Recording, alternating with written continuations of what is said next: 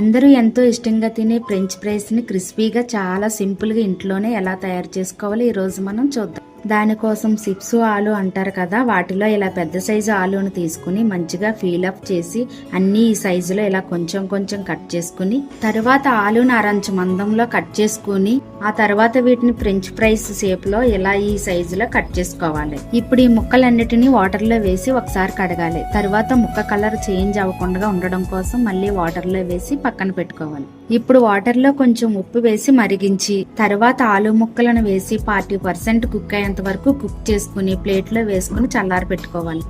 ఇది పూర్తిగా చల్లారిన తర్వాత వీటిని డబుల్ ఫ్లేమ్ మెథడ్ లో బాగా హీట్ అయిన ఆయిల్లో ఒక 2 నిమిషాల పాటు వేయించుకుని అవి తీసి మళ్ళీ చల్లారి పెట్టుకోవాలి. అవి మంచిగా చల్లారిన తర్వాత మళ్ళీ ఇంకొకసారి బాగా హీట్ అయిన ఆయిల్లో గోల్డెన్ కలర్ వచ్చేంత వరకు వేయించుకుని తీసి బౌల్లో వేసుకోవాలి. లాస్ట్ లో కొంచెం ఉప్పు, కారం, చాట్ మసాలా, కొత్తిమీరను వేసుకుని కలుపుకుంటే మన ఫ్రెంచ్ ఫ్రైస్ రెడీ.